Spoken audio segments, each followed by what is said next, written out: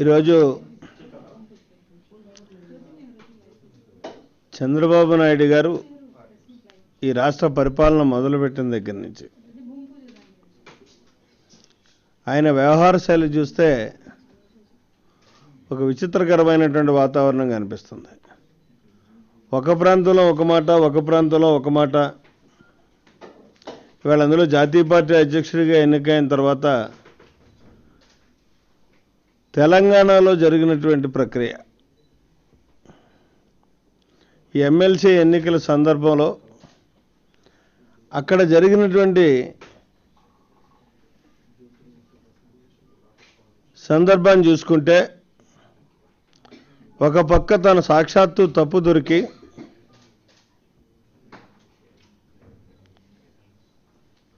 Telugu Desam party తప్పు స్పష్టంగా చేసినటువంటి పరిస్థితులు ఉంటే అక్రమమైన మార్గంలో పదవుల్ని దక్కించుకోవడానికి ప్రయత్నం చేస్తే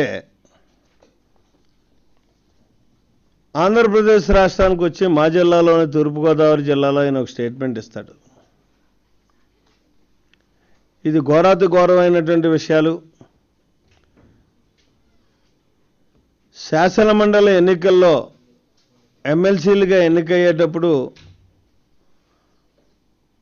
ఆయా పార్టీలకు సంబంధించినటువంటి ఎమ్మెల్యేలు ఎంతమంది ఉంటే, సభ్యులు ఎంతమంది ఉంటే ఆ రేషియో ప్రకారం ఎమ్మెల్సీలను కేటాయించేటటువంటి విధానం ఉండాలి. లేనట్టయితే కొనుగోలు బేరం పెరిగిపోతున్నాయని చెప్పేసి అక్కడ స్టేట్మెంట్ ఇస్తాడు.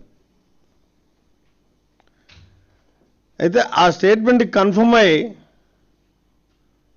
ఆయన కనీసం ఎప్పటి నుంచైనా అతని వ్యవహార శైలి మార్చుకుని, నేను మారాను అని ప్రతిసారి చెప్పుకునేటటువంటి చంద్రబాబు నాయుడు గారు ఆ మారిన దానికి నిదర్శనంగా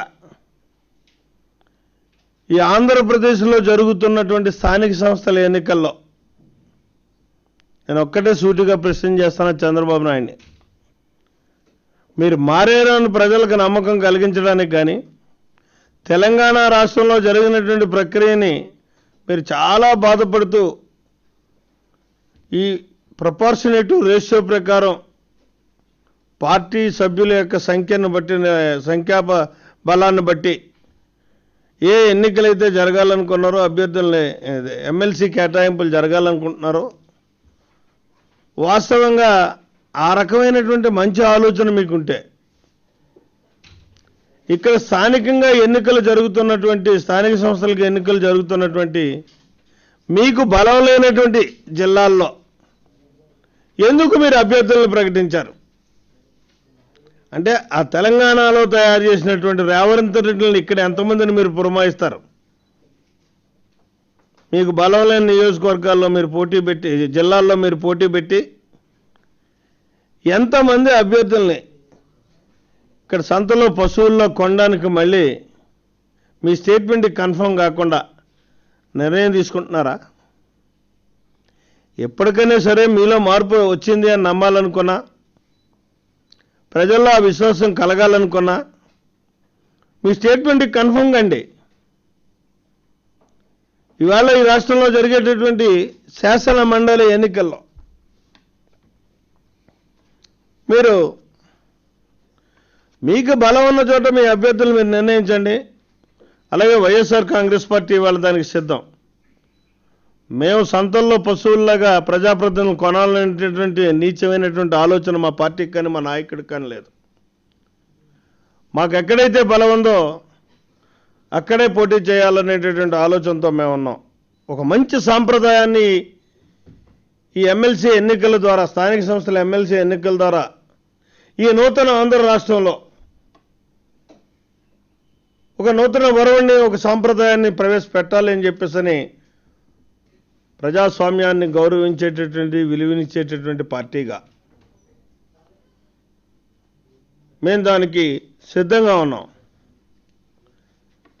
మీరు దానికి సిద్ధమా? మీరు ఇచ్చినటువంటి స్టేట్మెంట్కే ఇక్కడి నుంచైనా నిన్నేం జరిగింది అన్నదాన్ని తప్పును మర్చిపోదాం. ఇక్కడి నుంచైనా మన నూతన రాజధానిలో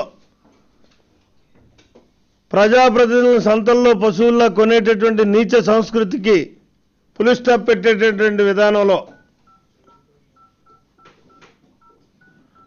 మనం ఇవాళ నడిస్తే భావి తరాలకి ఒక ఆదర్శప్రాయమైనటువంటి అధికార పార్టీగా ప్రతిపక్షంగా మనం ఉంటాం. దానికి మీరు సిద్ధమా అని చెప్పేసి చంద్రబాబు నాయుడు నేను ప్రశ్నిస్తున్నా. అంతేకాదు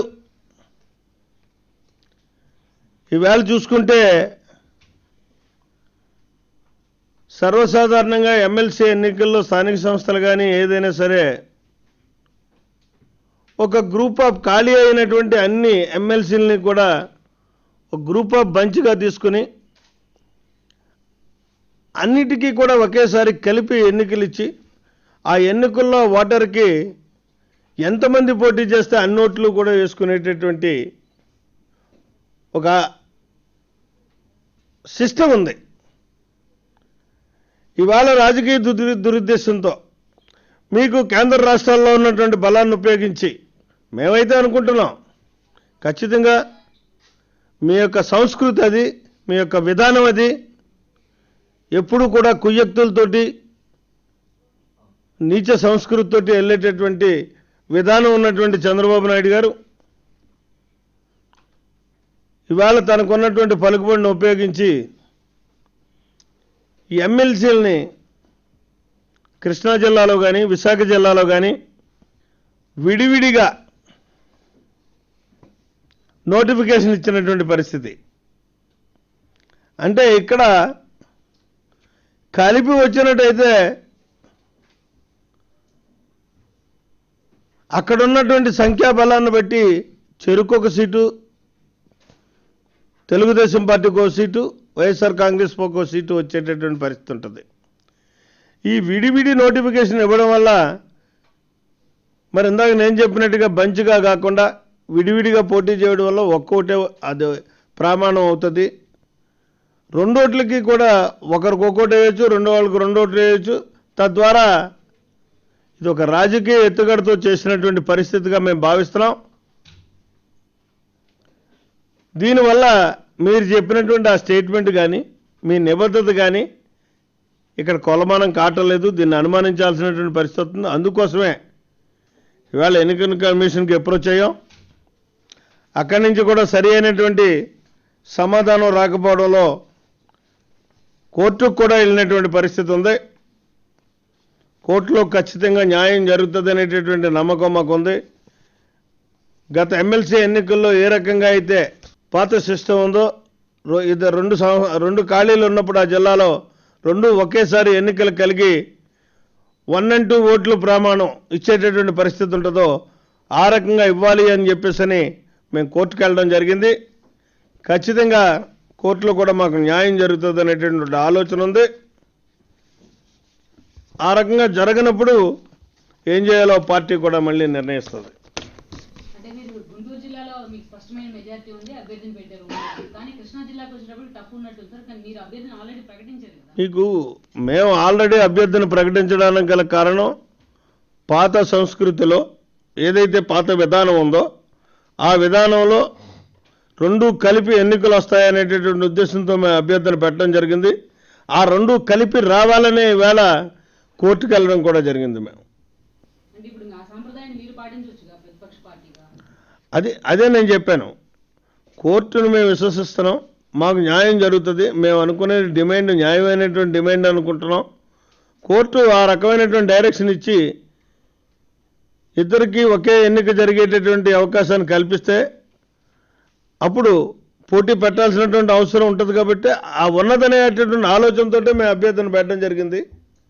కాని పక్షంలో పార్టీ ఏం చేయాలన్నది నిర్ణయం తీసుకుంటుంది. ఎస్పెషల్లీ వైజాగ్ సంబంధించి బొత్స సత్యనారాయణ గారికి రూట్ క్లియర్ చేయడానికే మీరు ఈ అభ్యర్థిని చేస్తున్నారా అధికార పార్టీని అనుకోవచ్చా? ఇక్కడ బొత్స సత్యనారాయణ ఇంకా క్యాండిడేట్ని మేము ప్రకటించలే. ప్రకటన రాలే. ప్రకటన వచ్చినప్పుడు మాట్లాడుతాం. దాన్ని మేము మాట్లాడేది ఏంటంటే ఒక సాంప్రదాయబద్ధంగా ఏదైతే ఎన్నికలు జరుగుతున్నాయో శాసనమండలి ఏర్పడ్డ దగ్గర నుంచి అదే విధానంతో లీగాలిటీ ఉంది దానికి. ఆ లీగాలిటీని ప్రామాణికంగా చేసుకుని కుచ్చ రాజకీయాలను పక్కకు పెట్టి చెయ్యాలన్నదే మా ఆలోచన. ఇక్కడ మళ్ళీ నేను ఒక్కసారి మీ దృష్టి దాదలుచుకున్న చంద్రబాబు నాయుడు గారి స్టేట్మెంట్. ఆయన ఏదైతే పార్టీలకు వచ్చినటువంటి ప్రతినిధుల యొక్క సంఖ్యను ప్రామాణికంగా చూసుకుని ఎమ్మెల్సీ కేటాయింపులు జరిగితే బాగుంటుందన్నట్టు దాన్ని మేము స్వాగతిస్తున్నాం. ఆ రకమైనటువంటి విధానంతో మీరు రావడానికి సిద్ధంగా ఉన్నారా? ఆ ఉండాలనేటటువంటి ఒక సంస్కృతిని ముందుగా ప్రతిపక్షంగా మేము చూపెట్టాలనేటటువంటి ఆలోచనతో ఇవాళ మా నాయకుడు నిర్ణయం తీసుకున్నారు. మీరు దానికి సిద్ధమా అని చెప్పేసి నేను మీ ద్వారా ప్రశ్నిస్తున్నా.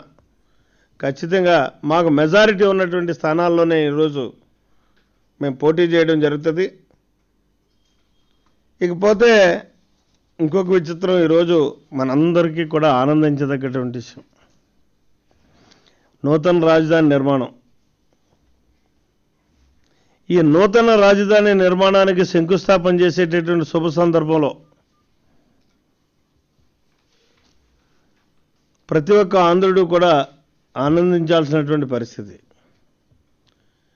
కానీ అది ఆనందించాలో, సరి అయినటువంటి విధానంలో గౌరవం దక్కక బాధపడాలో ఒక నియంతృత్వ పోకడలతోటి ముందుకెళ్తున్నటువంటి ఈ ప్రభుత్వ విధానాన్ని ఒక కుటుంబ ఫంక్షన్గా చేసుకున్నటువంటి ఇవాళ రాజధాని శంకుస్థాపన కార్యక్రమాన్ని చూస్తే చాలా బాధ అనిపించింది నాకు. దాన్ని ఒక కుటుంబ ఫంక్షన్గానే అక్కడ నిర్వర్తించినటువంటి పరిస్థితి. అసెంబ్లీలో ఫ్లోర్ లీడర్గా, డిప్యూటీ ఫ్లోర్ లీడర్గా ఉన్నటువంటి నాకే ఆహ్వానం రాలేదు. ఇది యావత్ ఆంధ్ర రాష్ట్రం కూడా గుర్తించి అందరూ వెళ్ళి పాలు పంచుకోవాల్సినటువంటి ఒక శుభ కార్యక్రమం. అంటే ఇది కేవలం తెలుగుదేశం పార్టీకి సంబంధించిందే. మా జగన్మోహన్ రెడ్డి, ప్రతిపక్ష నాయకుడు జగన్మోహన్ రెడ్డి గారికి కూడా నిన్న సాయంత్రం 5 గంటలకు ఒక అటెండర్ తోటి ఒక కార్డు పంపారు.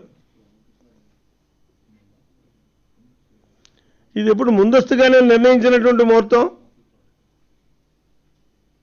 మినిమం ప్రోటోకాల్ కూడా పాటించినటువంటి విధానంలో వీడొస్తే అక్కడికి నష్టం, వీళ్ళు కానీ వచ్చినట్టయితే మనలో భాగస్వామ్యం అవుతారేమో అనేటటువంటి ఒక భయంతో ఒక అటెండర్ తోటి ఒక కార్డు సాయంత్రం 5 గంటలకు ఇసిరి వెళ్ళిపోవడం అన్నది ఏ మేరకు న్యాయమో నాకైతే అర్థం కావట్లేదు. ఇందాక అందుకే అవుతుంది నీచ సంస్కృతి అన్నాను చంద్రబాబు నాయుడిది. ఎందుకంటే ఏదైనా ఒక రాజధాని కానీ ఉమ్మడి కార్యక్రమం, గవర్నమెంట్ కార్యక్రమం అయినప్పుడు ఎవరికి ఇచ్చేటటువంటి విధానం వాళ్ళకి ఇవ్వాల్సినటువంటి అవసరం ఉంటుంది.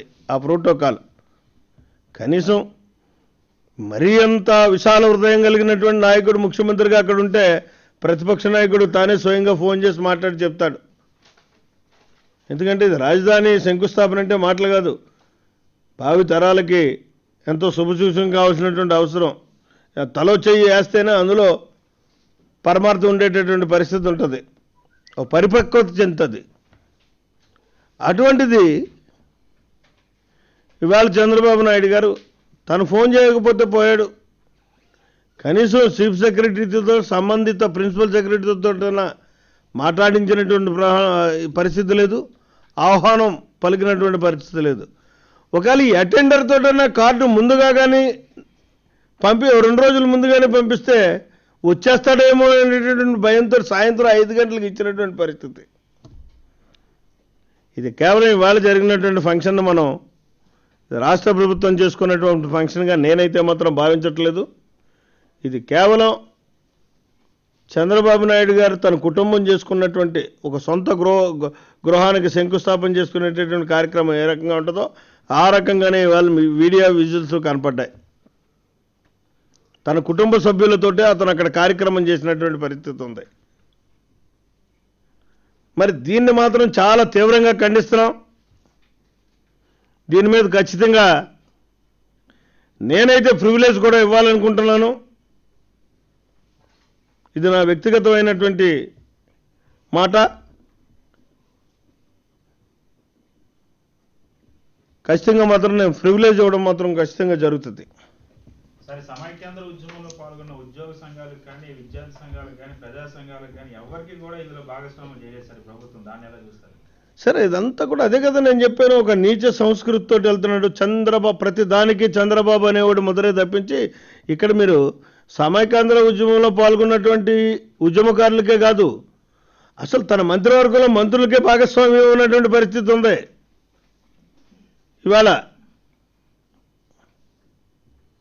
బొత్స గారు ఎప్పుడు వస్తున్నారు సార్ పార్టీలోకి? మీకు తెలుసు కదా, మీరే రాయబారం చేస్తున్నారు సార్. నేనేం రాయబారం చేయలేదమ్మా. రాయబారం చేసిన వాళ్ళు ఉన్నారు. అంటే రెండింటికో చెప్తే మేము టైం ఇచ్చేస్తాం. విజయనగరం జిల్లా వాళ్ళు బాగా వ్యతిరేకిస్తున్నారు. బొబ్బిలి ఎమ్మెల్యే వెళ్ళిపోతారని ఒక ప్రచారం జరుగుతుంది. ఎంతవరకు వస్తుంది? ఇప్పుడు ఈ గ్లోబల్ ప్రచారాలు ఎప్పుడు కూడా తెలుగుదేశం పార్టీకి ఉన్నటువంటి ఆనవాయితీ అది. నిన్న మొత్తం విజయనగరం జిల్లాకు సంబంధించినటువంటి నాయకులందరూ కూడా సమర దీక్షకు రావడం జరిగింది. అక్కడ జగన్ గారిని కలవడం జరిగింది. వారితో పాటు మేము కూడా ఉన్నాం. అన్నీ మాట్లాడుకున్నటువంటి పరిస్థితుల్లో ఎక్కడ ఏమైనా అసంతృప్తి అన్నది ఎక్కడా కనిపించలేదు. ఆ మాటే రాలేదు. రానటువంటి దాన్ని గ్లోబల్ ప్రచారం చేసేటటువంటి మీడియాలు కొన్ని ఉన్నాయి. వాళ్ళు చేస్తూనే ఉంటారు అలాగా. దాన్ని పరిగణలోకి తీసుకోవాల్సినటువంటి అవసరం లేదు. మా నాయకులు ఎవరు కూడా ఎక్కడికి వెళ్ళేటటువంటి పరిస్థితి లేదు. ఎందుకంటే ఇవాళ రానున్నటువంటి రోజులు చాలా క్లియర్గా స్పష్టంగా కనిపిస్తున్నాయి. నిజమైనటువంటి స్వచ్ఛమైనటువంటి పాలన అందించే ఒక నాయకుడు పాలనలో ముందుకెళ్ళబోతుంది ఈ రాష్ట్రం అన్నది ప్రజలే ఆశిస్తున్నారు. ఖచ్చితంగా మాత్రం అక్కడి నుంచి రాకుండా చూసుకోమనండి. నేను మొన్న చెప్పాను క్లియర్గా, నాతో టచ్లో ఉన్న వాళ్ళు ఎంతమందో. ముందు అక్కడి నుంచి చూసుకోమానండి. ఎక్కడి నుంచి వెళ్ళేవాళ్ళు ఎవరో ఉండరు. కానీ పేర్లు ఎందుకు చెప్తాను ఇవాళ? సరే, బొత్స గారు ఎప్పుడు వస్తారు చెప్పండి సార్. మీరు మాట్లాడిన బొత్స గారితో ఎంతమంది వస్తున్నారన్నది నాకు తెలీదు. బొత్స గారు ఎప్పుడు వస్తున్నారు తెలుసు సార్. ఇప్పుడే చెప్పారు కదా మాట్లాడారు. డెఫినెట్గా 7వ తారీఖు వస్తాడు. దానికి మీరు పెద్ద ఇదే ఉంది.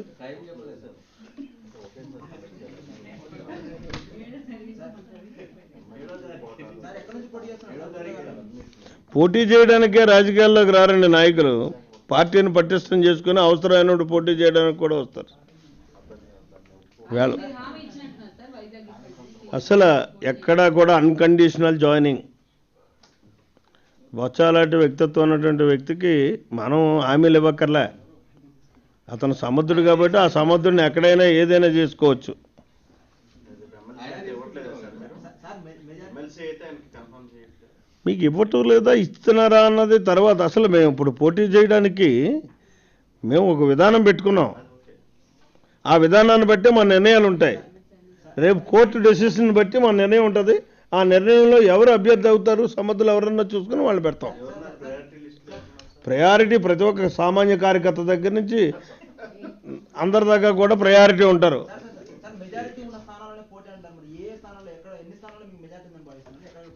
మీరు చూడండి, అన్నీ కూడా మేము చూడాలి కదా. నోటిఫికేషన్ వచ్చింది ఇప్పుడు. వీటిలో మెజారిటీ ఉన్నాయి ఏమున్నాయి అన్నది మీకు తెలుసు, నాకు తెలుసు. ఏంటి దరిదా